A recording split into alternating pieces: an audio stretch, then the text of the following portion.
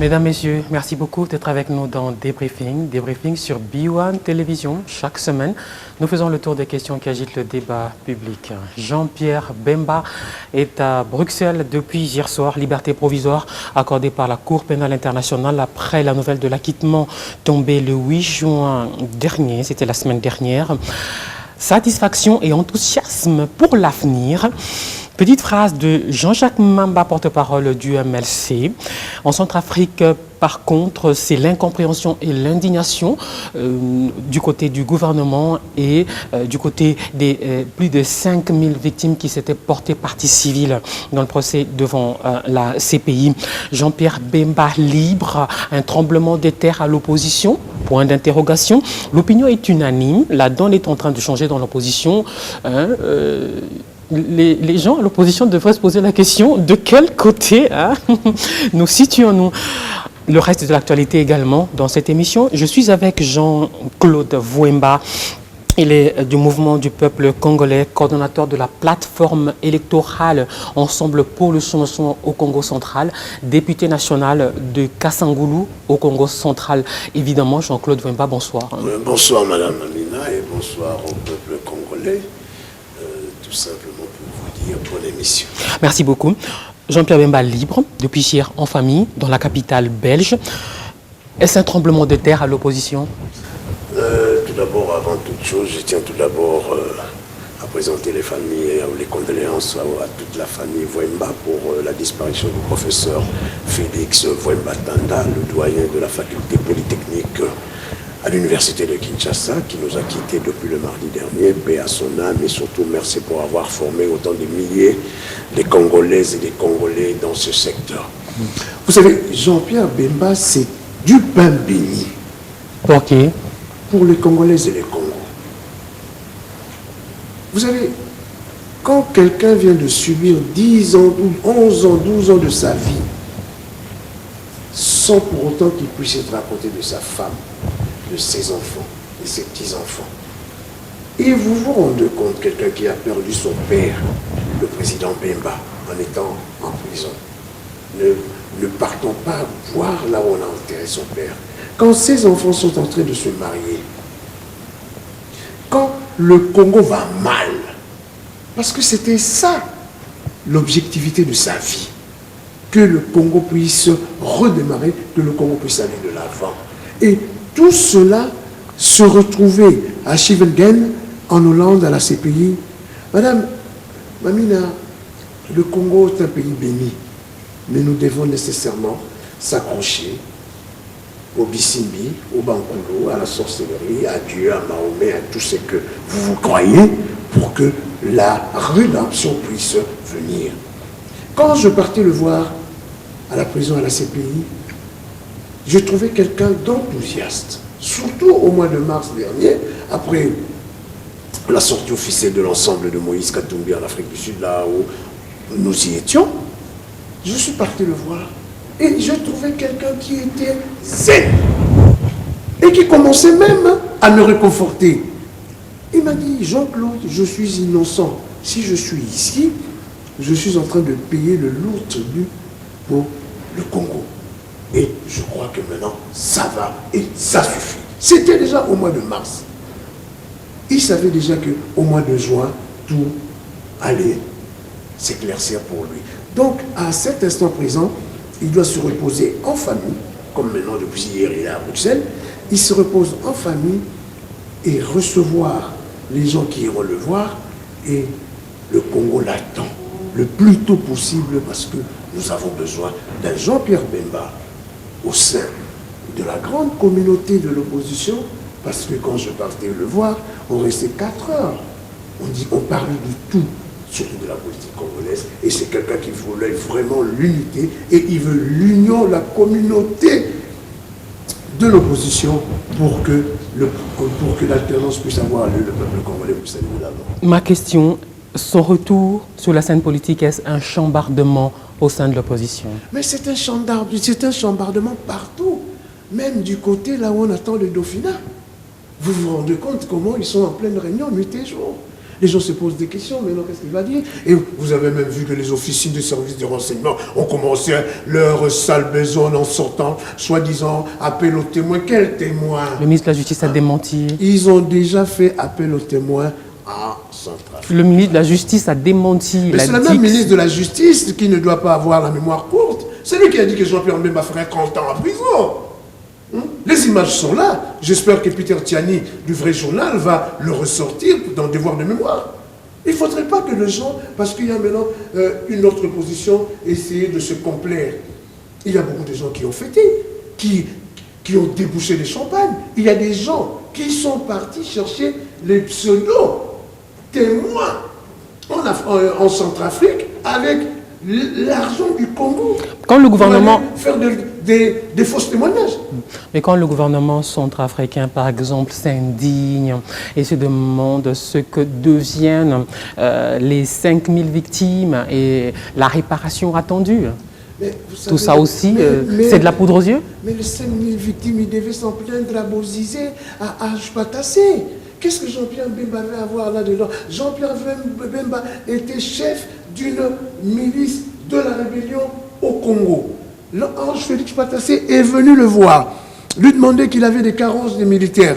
Il leur envoie les militaires du MLC avec un général aguerri, le général Mustapha, qui d'ailleurs, je tiens à rendre hommage parce qu'il a été parmi les rares qui est allé faire un témoignage consistant et réaliste, bien sûr avec le coadjuteur Monseigneur Fridolin Ambongo, qui a expliqué et qui a dit qu'il était Jean-Pierre Bemba, ainsi que tant d'autres par rapport aux Mifiti qui sont allés dire n'importe quoi là-bas. Donc, c'est que je pourrais dire tout simplement, les Centrafricains doivent s'en prendre à leurs chefs, eux-mêmes qui ont fait ce que nous tous nous savons. Jean-Pierre Bemba était à Babelouette, à 3000 km de là. Donc, je crois sincèrement, je compatis aux douleurs des victimes centrafricaines. Je dis que c'est à Ange Félix Patassé, à Bozizé, à tant d'autres qui doivent aller se plaindre, et non à notre compatriote Jean-Pierre Bemba, qui en a déjà beaucoup souffert de cette affaire centrafricaine. À les entendre parler, ils ne vont pas baisser les bras, ils vont porter l'affaire devant la Cour pénale spéciale pour la Centrafrique qui juge les crimes commis depuis 2003. Mais vous savez, je viens de vous le dire, nous sommes un peuple bantou à 95%. Quand les Bissimbi, les Bankolo libèrent déjà Jean-Pierre Bemba, qu'est-ce que vous voulez encore que ça puisse arriver? Ils peuvent continuer, Ils auront encore d'autres Toubabs qui vont les accompagner. Vous savez qu'il y a des Congolais qui ont accompagné la plupart des Centrafricains, qui partaient même chercher les Centrafricains chez eux. Qui ça? Non, enfin, ils se connaissent. Qu'ils puissent avoir le courage de le dire maintenant. L'opinion ne sait pas, vous pouvez le dire. Hein. Non, mais Madame Mamina, chaque chose a son temps. Ce qui est bien de la phrase que j'ai entendue de Jean-Pierre Bemba en aparté, il a dit « Nous ne sommes pas là pour la vengeance. Je suis là pour le Congo et tout ce qui est vengeance, ça ne me regarde pas parce que je subis le lourd tribut pour le peuple congolais comme c'était pour le peuple de Jourdan. » On va parler de son avenir politique bientôt. On reste sur les réactions en Centrafrique. Un avocat a dit ce matin sur une chaîne périphérique que c'est une décision politique. Mais quand Jean-Pierre Bemba a été arrêté, ce n'était pas une décision politique? De un, comment voulez-vous arrêter quelqu'un sans pour autant qu'aucune saisine lui soit octroyée? Jean-Pierre Bemba a été arrêté à Bruxelles. Jean-Pierre Bemba était au Portugal, à Faro. Lui, Michel l'a appelé pour une réunion à Bruxelles. Jean-Pierre Bemba, soi-disant, qui devait se rendre en Libye à Tripoli. C'est pour cela qu'on est venu le prendre chez lui à Rhodes, à Bruxelles. Arrivé à la CPI, il n'y avait aucun dossier sur Jean-Pierre. Ils ont commencé à concocter les preuves pour qu'on puisse assigner Jean-Pierre Bemba. Et tout ce preuve-là s'en est suivi. Or, dans la justice, madame, je ne suis pas juriste, hein, ça je le laisse au professeur Jacques Njoli, le constitutionnaliste et tout consort, et bientôt à Elvis Boulongo, le président de la Ligue des jeunes du MPCR qui aura sa licence de droit, je crois, dans un mois. Je leur laisse le droit. Mais tout a été concocté, Jean-Pierre Bemba était en prison. Or, ce qu'il ne faut pas faire, C'est comme Franck Diongo. On les met en prison sans charge, sans que le procureur général de la République puisse assigner quoi que ce soit sur lui. Donc, vous savez, deux fois, la justice a leur tard. Mais en ce qui concerne Jean-Pierre Bemba, c'était une affaire politique. Je dis bien politique. Qui tirait les ficelles? Arrêter quelqu'un, le mettre en prison et commencer maintenant à constituer un dossier. Vous savez, ça même sous Hitler, on ne l'a jamais vu, même sous Franco. La CPI lance un mandat d'arrêt international après avoir mené des enquêtes. Dernièrement, Fatou Bensouda, la procureure, était ici et on entend certaines indiscrétions qu'il y a des enquêtes menées justement partout où des exactions ont été commises, que ce soit ici en RDC, au Burundi ou ailleurs. Bon. Madame Amina, de toute façon, cette femme-là a été ministre de Justice de Yaya Jammeh. Bon, alors, si c'est vraiment Yaya Jammeh une très bonne école de la démocratie et de la justice, alors ça, vraiment, je me pose des questions. Bon, nonobstant cela, effectivement, il y a plus de 12 millions de morts des Congolaises et des Congolais. C'est normal que nous puissions avoir un tribunal du Congo-Zaïre. C'est normal. Comment voulez-vous? Nous sommes dans un pays là où 3 ou 4 pays africains, leurs habitants n'existeraient plus. Où est-ce que nous en serons? Quand les gens veulent tuer, quand les gens veulent faire taire les gens à travers des mécanismes repugnants, on doit les poursuivre. Qu'en est-il de son destin politique, son avenir politique au MLC? On est catégorique, il reste le leader, il reste candidat président de la République comme en 2006. Pour vous, qu'est-ce qu'il représente politiquement? Mais je vous ai dit, à l'heure actuelle, nous laissons le président Jean-Pierre Bemba se reposer ne fût-ce que 15 jours en famille, avec les enfants, les petits-enfants, les amis, et la plupart des Congolaises et des Congolais qui l'aiment, qui lui envoient des messages à travers les réseaux sociaux, à travers tout, puisqu'il lit tout. Donc, je crois que pour l'instant, et il ne s'est jamais départi de sa vie politique, il a toujours été président du MLC. Vous avez, que ce soit n'importe qui sait que le MLC, quand il s'est décidé, c'est Jean-Pierre Bemba qui s'est décidé. La preuve en est que la dernière fois qu'il a lancé un message solennel à l'opposition congolaise de s'unir, il l'a fait à partir de la guerre. Donc je crois que pour l'instant, il faut les laisser. Jean-Pierre Bemba, c'est un grand acteur politique du Congo. Il sera ensemble avec ses pairs, Moïse Katumbi Chapwe, Félix Antoine Tshisekedi Tshilombo, et tant d'autres qui s'y seront pour que nous puissions voir qu'est-ce que nous pouvons faire pour le Congo de demain, et surtout qu'il n'y a qu'un seul tour à l'élection présidentielle. Nous n'allons pas être distraits pour laisser la donne est en train de changer dans l'opposition. Le fait est indéniable. De quel côté vous situez-vous? Mais vous savez que moi, je suis avec Moïse Katumbi Chapwe. Je suis son coordonnateur dans la province du Congo central. Je suis membre du bureau politique. Vous savez, Jean-Claude Wemba, c'est un homme de principe, et Jean-Claude Wemba choisit. En 2006, je choisis Jean-Pierre Bemba. En 2011, je choisis Etienne Tshisekedi Amulumba. Et c'est le même Jean-Claude Wemba 2011 qui a initié qu'on puisse avoir un seul candidat commun. Bien sûr, avant que les officines de services de renseignement puissent aller débaucher X, Y et consorts. Donc pour moi, à l'heure actuelle, je suis et je serai avec Moïse Katumbi dès lors qu'il sera et il doit être candidat pour un projet qu'il a d'ailleurs défendu le samedi 9 Angili, en vidéoconférence. Vous avez vu, vous avez suivi son meeting, vous avez suivi son message au peuple congolais, les explications même sur le 100 milliards. Bon, le 100 milliards, pour l'instant, nous nous sommes contenus, mais ce n'est plus 100 milliards, ça doit aller au-delà. Avec le boom minier du coltan, du cobalt, du cuivre et tout consort. Donc, pour nous, nous croyons qu'avec une bonne gouvernance, et tout d'abord éradiquer la corruption. La corruption. Dès lors vous éradiquez la corruption, madame, vous savez, quand je balade, que ce soit dans mon Congo central ou à Lubumbashi ou n'importe où à Kinshasa, je vois comment le peuple congolais souffre. Et je vois comment le peuple congolais appelle le matin réveillé et se pose la question, qu'est-ce que je veux manger à midi? Qu'est-ce que je veux manger le soir? Il faut arrêter, ça doit être quelque chose de naturel et de normal. Comme on était à l'époque du maréchal Mobutu Sese Seko, les gens sortaient le matin, ils revenaient le midi, ils déjeunaient, le soir ils dînaient, et tout consort. Donc, nous croyons sincèrement à ces projets de l'ensemble de la rédemption du Congo. En 2001, vous avez été l'un des plus fervents défenseurs de la candidature d'Etienne Tshisekedi à la présidentielle avec des gens comme Roger Lumbala, Diomi Dongala, etc.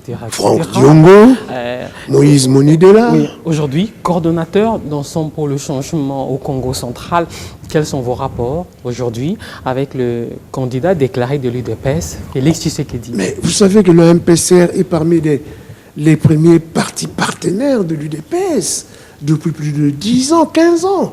Il n'y a que le MLP avec Franck Diongo et Jean-Claude Wemba qui ont acheminé depuis 2004 avec l'UDPS. J'ai de très bonnes relations avec l'UDPS. J'ai de très bonnes relations avec le président national de l'UDPS qui vient d'être élu, Félix Antoine Tshisekedi Tshilombo, qui est un frère. Et, nous sommes dans les réseaux sociaux, lui et moi, à travers Twitter, à travers Imo, WhatsApp et tout consort. Tous les jours, c'est un frère, on se voit, même pour aller au-delà, même Maman Marthe, quand je suis à Bruxelles, je pars lui dire bonjour. Tante Eugénie ici à Mongafola, je la vois. Donc, je suis quelqu'un qui est tout le temps avec la famille biologique d'Etienne Tshisekedi et bien sûr la famille politique, là où je suis. Vous savez que je suis vice-président du groupe parlementaire UDPS et allié. Et cette faveur et cet honneur que l'UDPS a voulu me rendre, c'est justement par rapport à ces relations qui sont étroites et que je ne mélange pas quand je suis dans mes relations avec l'UDPS ou avec le MLP de Franck Diongo ou le SCOD de Jean-Claude Mouyambou ou le décès de Eugène Diomi Dongala. Donc, tout cela, je sais comment je peux me partir dans la sincérité, dans la vérité. Jean-Claude Wemba, c'est quelqu'un qui dit la vérité. Jean-Claude Wemba, c'est quelqu'un qui fait tout ce que lui dit, sans pour autant avoir de certaines faiblesses inutiles. Être ici et là, est-ce qu'il n'y a pas de conflit d'intérêt quelque part? Ça voudrait quoi dire être ici? Je suis un homme politique, je m'assume. Je suis dans l'ensemble avec Moïse Katumbi Chapoy, tout le monde le sait. Mais ça ne nous empêche pas d'avoir des relations, ça ne nous empêche pas d'avoir des projets communs, ça ne nous empêche pas d'avoir des initiatives, des combats permanents ensemble. Ça n'a rien à voir. Mais pourquoi pour les autres, vous ne posez jamais la question? Mais il y a aussi d'autres. Comme qui? Mais enfin, je crois que vous connaissez beaucoup de leaders politiques de l'opposition qui ont des partis politiques, qui sont aussi candidats, enfin, je n'en sais rien. Mais Jean-Claude Wemba a toujours été ceci, malgré que les gens ont toujours du mal à dire si réellement où est-ce que je suis dans l'opposition et dans la véritable, la radicale. Entre candidature unique pour les uns et candidature commune pour les autres, est-ce que l'opposition véritablement est en mesure de se mettre d'accord autour d'un seul nom? Moi, je crois que c'était d'ailleurs le message qu'avait lancé le président Moïse Katumbi Chapoy le samedi à Sainte-Thérèse en vidéo, comment on dit ça, en vidéo conférence. L'unité de l'opposition est très importante par rapport à l'élection présidentielle. Parce que c'est une élection qu'à un seul tour. Donc, il faudrait que tous les leaders politiques, tous les gens qui seront des candidats présidents de la République puissent se voir pour se décider comment peuvent-ils pour travailler en symbiose pour ressortir un seul candidat. Le meilleur sera, et je crois et j'espère que Moïse Katumbi en fera partie, pour que l'alternance puisse être le plus vite possible dans ces pays, parce qu'il y a morosité, madame. Il faut parler avec les hommes d'affaires, il faut parler avec les enseignants, il faut parler avec les policiers, il faut parler avec les militaires, il faut parler avec les agents de la mer. Eux aussi ne savent plus quoi faire. Quand ils ne peuvent même pas supporter leurs enfants à l'école, madame, ils se posent des questions. Maintenant, c'est les vacances. À peine les vacances, dans un mois, la reprise des études primaires, scolaires et secondaires. Hein? Comment vont-ils faire pour débourser encore 300 $ et tout cela? Donc c'est pour cela, d'ailleurs, la plupart, ils sont intéressés dans cette association et Kolo Ezamambongote, hein, que nos jeunes compatriotes congolais sont en train de sillonner tout le Congo pour faire comprendre que l'argent ne peut pas être au-dessus de l'enseignement. Nous, au moment opportun, madame, il y aura un seul candidat pour ne plus laisser le front à la politique qui a échoué de M. Kabila et ses amis. Okay. Ce serait qui, selon vous? Pour dire la vérité, c'est quelque chose que je vais un peu me renseigner d'ici 3 mois avec les Bissimbi, les Bankoulou. Et je crois que je pourrai avoir la réponse à 2h, 3h du matin. Non, sérieusement. Vous êtes ensemble pour le changement. Moïse Katumbi est candidat. Et puis, vous dites que vous êtes copain avec Félix Tshisekedi qui est candidat. Et à l'UDPS, on sait que c'est Félix Tshisekedi ou rien. Mais le problème, ce n'est pas X ou Y. Lui-même, Félix Tshisekedi, qu'est-ce qu'il a dit? Qu'est-ce que Félix Tshisekedi a déclaré? Entre lui et Moïse Katumbi, il n'y aura qu'un match amical. Alors, qu'est-ce que vous voulez? Ça, ce sont les stigmations des services de renseignement et tout. Il ne faut pas oublier que Martin Fayoulou également l'est. Hein. Dernièrement, dans une interview sur TV5, il a dit qu'il était candidat et qu'on l'oubliait un peu. Mais madame, le professeur Matungoulou aussi est candidat. Ouais. Hein? On peut commencer à citer aussi. Jean-Pierre Bemba. Jean-Pierre Bemba est candidat. Je vous ai dit, laissez le président Bemba à l'heure actuelle se reposer. Le moment venu, il l'annoncera, il l'avisera. Ne vous en faites pas. Le MLC a toujours décidé, a toujours dit que son candidat imaginons qu'il il annonce officiellement qu'il est candidat. Mais madame, moi je ne fais pas la politique des si, aussi ou comme ça, non. Gouverner, c'est prévoir. Gouverner, c'est prévoir. Oh, mais madame, si ce gouverner, c'est prévoir, les gens qui nous gouvernent aujourd'hui ne seront pas là, hein, parce qu'ils n'ont rien prévu. Montrez l'exemple. Hein? Alors donc, montrez l'exemple. Madame, attendons Jean-Pierre Bemba et le MLC.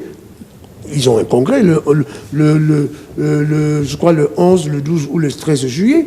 Et à partir de ce moment-là, ils aviseraient. Je vous ai dit, madame, au niveau de l'opposition, Jean-Claude Vouemba fera le même travail qu'il a fait en 2011. Rassembler l'opposition congolaise pour ressortir avec un candidat qui doit venir pour emmener l'alternance à ce pouvoir. En ce moment-là, il y aura une autre plateforme du genre 7, comme en 2011, soutien à Etienne Tshisekedi, mais cette fois, ça s'appellera peut-être autrement. Mais madame, il y a déjà des plateformes qui y sont, nous, à l'ensemble pour le changement, parce que les gens croyaient qu'on allait demander l'autorisation au ministre de l'Intérieur. Non, nous voulons ensemble pour le changement. Le président, c'est Moïse Katumbi, on les a bien eus. Hein, nous avons nos plateformes à nous. Il y a G7, hein, il y a Alternance pour la République. D'ailleurs, je tiens à présenter les condoléances au secrétaire permanent du AR, Jean-Bertrand Ewanga, l'honorable Jean-Bertrand Ewanga, qui a perdu sa fille et que je crois que l'enterrement aura lieu demain. Il y a aussi mes condoléances, M. Ewanga. Ouais. Il y a aussi AMK, l'Alliance de Mouvement Congo. Nous pouvons aussi avoir d'autres. Donc, moi, je crois qu'à l'heure actuelle... Et vous n'avez pas parlé du rassemblement? Mais à Genval. Mais le rassemblement est là, qui est dirigé par le président Félix Antoine Tshisekedi Tshilombo. Que reste-t-il du rassemblement? Qui est toujours à côté avec le président Moïse Katumbi Chapoué. Le rassemblement existe. Le rassemblement, c'est un mouvement politique.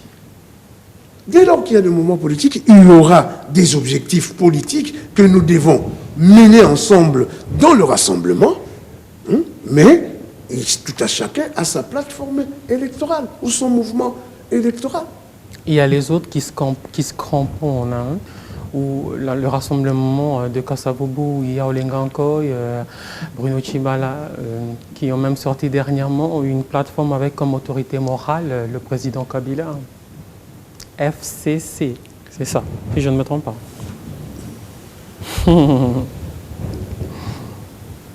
Que dois-je dire? Il y a d'autres questions qui ne méritent même pas de réponse. Ah ouais, pourquoi? Vous les considérez comme... Mais comment voulez-vous être opposant? Allez choisir M. Kabila, autorité morale. Oh! Non, madame, il a mieux à parler du Congo.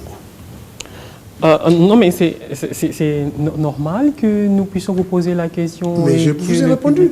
Ah, tout simplement. Je vous ai répondu. Pour vous, ils ne sont plus opposants. Madame, vous savez, la politique, c'est quelque chose de sérieux pour un peuple. Je ne peux pas me dire opposant et avoir une autorité morale.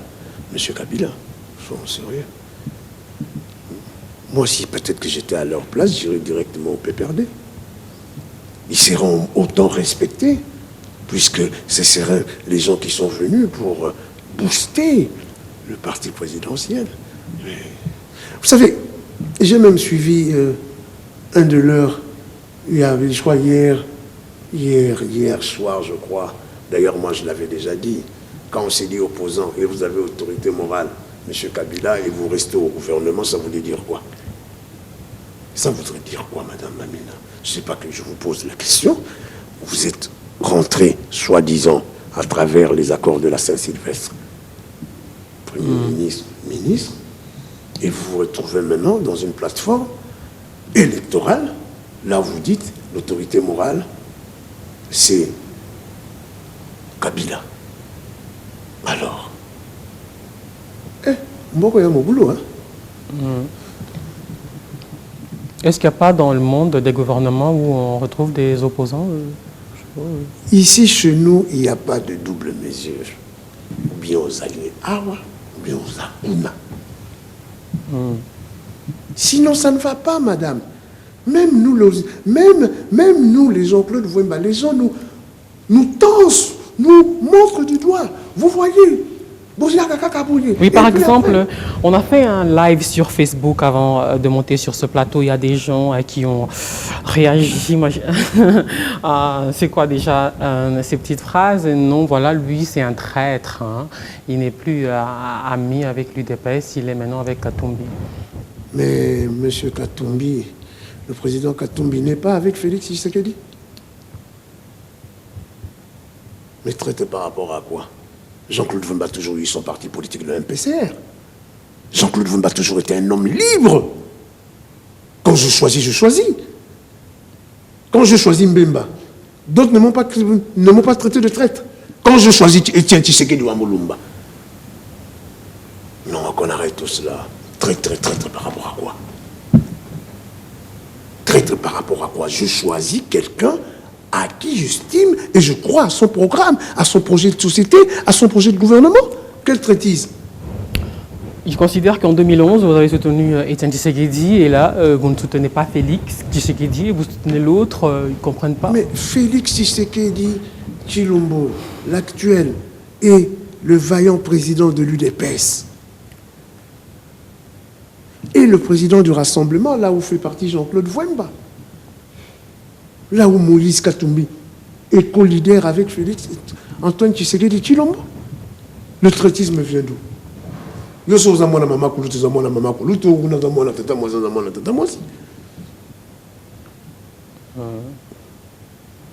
Alors, parlons du processus électoral. Hein. L'enregistrement des candidatures est résolument engagé depuis hier, mardi à la CENI. Il y a eu une rencontre. Est-ce que votre coalition Ensemble pour le changement a répondu à cette invitation? Oui, nous devons répondre parce que ce n'est pas que nous n'avons aucun problème par rapport à l'appel à la candidature des députés provinciaux, nationaux au président de la République. Nous avons plus un problème par rapport au fichier électoral et par rapport à cette machine à voler, à tuer. Hein? C'est de là où nous avons des problèmes et que nous ne l'accepterons pas. Mais en ce qui concerne le fichier électoral, madame, soyons sérieux. Où avez-vous vu 7 millions de gens qui n'ont pas des empreintes? Ça, c'est de 1. 7 millions. Madame, où avez-vous 2,5 millions des enfants avec leurs photographies, qui sont de mineurs, même d'autres de 8 ans, de 9 ans, qu'on leur octroie un âge adulte? Madame, où est-ce que vous avez vu le 6 millions de doublons? Mais nous voudrons savoir qui ont été les gens là où ces doublons se sont faits. Madame, nous sommes déjà à combien? Nous sommes déjà à combien, madame? Au moins plus de 18 à 20 millions des électeurs fictifs. 18 millions ou 7 millions ou 6 millions? Madame, nous sommes déjà à 7 millions des sans empreintes. Nous sommes à 3 millions de nos enfants mineurs qu'on les a octroyés l'âge adulte. Et les 6 millions de doublons là, madame, peut-être qu'ils étaient 3 millions de doublons, nous n'en savons rien. Parce que maintenant, nous ne croyons plus à rien. Je le dis à monsieur Nanga, nous ne croyons plus à rien. Où est-ce que nous y allons? Si vous ne croyez plus à rien, vous y allez comment? Mais parce que nous voulons qu'on puisse revisiter le fichier électoral. Nous voulons que cette machine... Mais d'ailleurs, madame,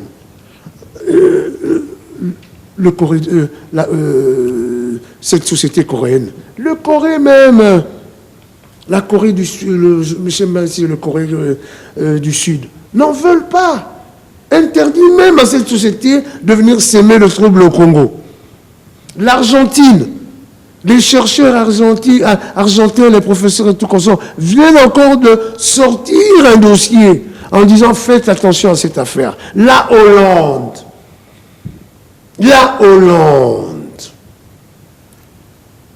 le pays de tulipes, a essayé cette affaire. Ils n'en veulent plus. Pourquoi Et puis, madame, posez-vous la question. Pourquoi il n'y a que le PPRD qui accepte la machine à tricher, à voler et à tuer? Pourquoi? Toutes les autres composantes le refusent. Il n'y a que le PPRD qui y sont. L'AMP, Madame, partout à l'AMP. Quand vous parlez à côté avec certains dirigeants de l'AM qui ne sont pas du PPRD, ils vous le disent. Comme qui? Est-ce que ces gens-là veulent nous piéger? Quand on entend des déclarations des membres des partis comme l'AFDC de Bati, par exemple, le parti de Mende, ils disent oui à la machine à voter. Madame, déjà, M. Mende, chez lui, là-bas, à Sankourou, il a fait 3 millions, si c'est 4 millions d'électeurs. Dès lors qu'ils ont toujours été à 600, à 700 000, on se pose des questions. Donc, je crois que le Sankourou était parmi les bénéficiaires de cette grande tuerie, truanderie à la tronçonneuse, que M. Nanga a voulu offrir au peuple congolais. Vous faites allusion à quoi? Madame, d'où sont venus les 3 millions d'électeurs de Sankourou? Et il y a eu... Mais, curieusement, madame, moi, j'aimerais un peu savoir si c'est possible que la CENI nous sorte réellement un calendrier, là où nous pouvons voir, là où il y a eu des doublons, là où il y a eu des cartes sans empreinte, là où il y a eu nos enfants mineurs, plus de 3 millions, avec des cartes d'électeurs, et surtout, madame, il y a 95% de bulletins, 95% des cartes d'enrôlement ne sont pas retournées. Et ça se trouve où? Alors, quand on dit ça, ils disent... Sankourou, c'est 1 million. J'ai les chiffres ici. 1 million 260. C'est redevenu 1 million et quelques, parce que c'était 2 millions et quelques. Monsieur Wemba, c'est 1 million. Mais 1 million sans compter le... Vous cherchez la petite bête, là. Madame, non, c'est pas chercher la petite bête. Pourquoi ça se passe que dans des fiefs, des gens qui sont connus, des kabylistes? Le Sud Kivu, c'est 2 millions, par exemple. Madame, le Sud Kivu, maintenant, que nous avons les Vital Kamere, les Moussa Namouissi, les Venanti Passa. Maintenant, vous avez bien vu, ce n'est plus 4 millions, 6 millions comme à l'époque. Parce que maintenant, on les voit. Et la sécurité est maintenant partagée. Tout le monde regarde. Alors, il y a eu ces 2 meetings successivement de l'opposition à Sainte-Thérèse, Angili. on n'a déploré aucun incident. Il y a beaucoup d'entre vous, hein, l'opposition, qui semblait être déçus par la consigne de 0 mort donnée à la police. Madame, est-ce qu'une police est là pour tuer? Dans aucune école de police au monde, même ici au Congo, là où on enseigne pour aller tuer. Nous vous le disons depuis toujours. L'opposition d'aujourd'hui, d'il y a 15 ans, n'est plus l'opposition dit de Babelouette. Quand nous sortons, c'est pour aller revendiquer, pour aller faire notre devoir constitutionnel de manifester, de tenir des meetings et des sittings. Pourquoi voulez-vous que nous puissions partir pour aller tuer quoi? Mais moi, je vais vous signaler, il y a eu une petite bousculade. Où ça? Angélie, il y a même un membre du MPCR, hein, Florentin Gondo, qui a été blessé parce qu'il y a eu un mouvement, un policier qui est arrivé, hein, bon, le temps, et qu'il a été blessé. Il est hospitalisé. Donc, en tout cas, pour l'instant, c'est le seul cas que nous connaissons. Parce que nos policiers aussi se rendent compte qu'ils ont besoin de l'alternance, qu'ils ont besoin aussi d'avoir un vie meilleure. Ah, pour vous, ça n'a rien à voir avec la consigne 0 mort, l'heure donnée. Mais madame, est-ce que vous croyez qu'on va commencer à tuer le peuple congolais comme ça indéfiniment? Parmi les gens là, est-ce que leurs familles n'y y sont pas? Vous n'avez pas vu ce qui s'est passé là où je prie, à l'église Saint-François des Salles? Mais c'est la fille d'un policier qui a été tuée. Est-ce que c'était écrit que, voilà, votre fille sera tuée par une balle de la police? Avec tous ces chrétiens que nous voyons, même les églises noires et tout consort, comment voulez-vous continuer à accepter les morts? Oh, madame, nous devons bannir ne fût-ce qu'une seule mort. Revenons à votre patron d'Ensemble pour le changement, Moïse Katumbi. Est-ce que vous le voyez en train de déposer sa candidature à la CENI avec tous ces dossiers judiciaires pendants à son encontre? Vous savez, j'ai beaucoup aimé son tweet qu'il a envoyé à Jean-Pierre Bemba. La chute était, voilà, même la justice en Europe, ça se trompe. Madame, la justice de Moïse Katumbi, c'est quoi? Mais c'est une justice politique. Politicienne, madame. Ils ont commencé par le mercenaire. 600 mercenaires, où sont-ils? Ils n'ont ressorti qu'un son garde-corps, son directeur de sécurité. On vous a déjà donné les noms de tous ces 600 mercenaires américains? De un. De deux, l'affaire de la maison avec un pseudo-grec escroc Stoupis. Madame, il y a une délégation de la SENCO qui se sont rendus en Grèce pour aller suivre cette affaire. Ils sont revenus, ils ont remis le dossier à M. Kabila. Le propriétaire de cette maison, le président Raphaël Katebe Katoto de l'ULD, l'a déclaré depuis toujours qu'il a accueilli Moïse Katumbi dans cette maison. Moïse Katumbi avait 13 ans. Cette maison n'a jamais changé de nom, madame. C'est toujours au nom de M. Raphaël Katebe Katoto qu'il a acheté à la SONAS en 1979. Il y a même un des personnes qui ont vendu cette maison à l'époque, il prestait à la SONAS, l'a confirmé. Et maintenant, vous ressortez l'affaire, soi-disant italien. Madame. C'est Jeune Afrique qui a publié un article sur Madame, vous savez, la candidature. Là, plutôt, vous savez, Moïse Katumbi Afrique, reviendra hein? pour exercer son devoir de citoyen. Être candidat et voter. Parce que la Constitution n'octroie à personne d'envoyer qui que ce soit en exil. Alors pourquoi ça s'est réduit? Il va revenir. Vous savez qu'ils ne sont peut-être pas nombreux, hein, des gens qui ne croient pas au statut d'opposant de Moïse Katumbi, qu'ils prennent pour une taupe. Hein. Vous avez un exemple, les opposants de la Saint-Sylvestre qui maintenant ont l'autorité morale, M. Kabila. Des taupes destinés à diviser l'opposition.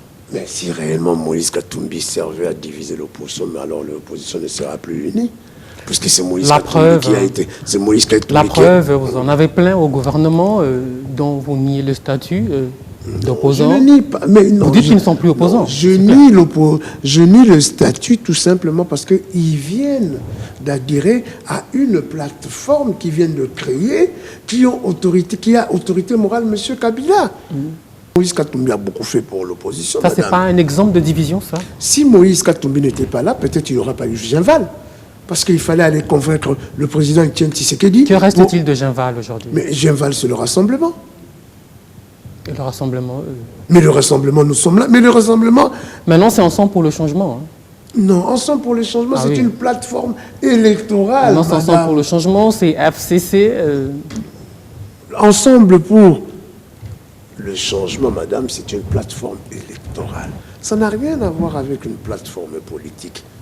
Parce que quand nous avons besoin de revendiquer, nous sommes à cette grande famille qui est le rassemblement.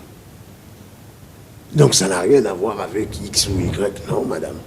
Donc Moïse Katumbi n'a jamais été là pour diviser l'opposition. La preuve en est, il est toujours avec ses frères et ses sœurs de l'opposition pour avoir cette communauté de pensée et de voir le lendemain meilleur du Congo. Sans Lengankoy, sans Bruno Tshibala, sans les Steve Bekai, sans une bonne partie des gens qui étaient à Ginval à la création du rassemblement.